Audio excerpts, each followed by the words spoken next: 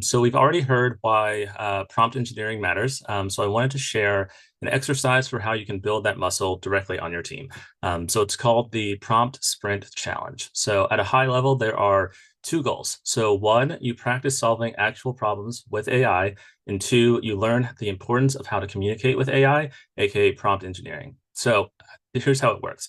So you're going to split into small teams and you're just going to assign a real task. So this task should be, it should mirror your actual work. So for example, in talent acquisition, that could be something like, turning your notes from a hiring manager into an actual job description. The key is to pick something that your team is already used to doing. So before you start, you're going to start with set two constraints. So first, you're going to set a time limit. So think between 15 to 20 minutes. And then next, you're going to set a prompt limit. So you're going to limit the number of prompts they have to complete the task. So you want to think like 5 to 7 is a good number to start with. Then you're going to dive in. So you obviously will start to quickly see, it creates a really healthy tension between, planning and executing. And then, as we know, HR people, we love to reflect and talk about our learnings and talk about our feelings. So after the challenge is done, you're going to do just that. So you're going to share, what worked, what didn't, and really kind of what surprised you during this exercise. And the important part here is that you want to make sure that you're documenting this because as we've already talked about in the future, your employee handbook will start to have, more and more AI components to it.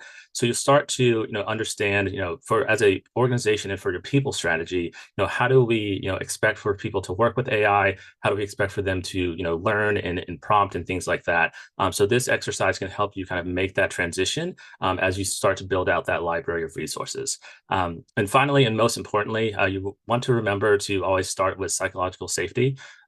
Folks need to feel safe getting it wrong. They need to feel safe asking questions and certainly just learning out loud. Because some of your employees might think this is, a very fun, very exciting exercise, but some might find this, kind of nerve-wracking, a little bit scary. So you want to just make sure that you're setting that foundation. So that's kind of how your employees will build confidence. And, over time, you really start to find the balance between, your domain expertise and what AI can do really well. And that's the power of, human-centered AI.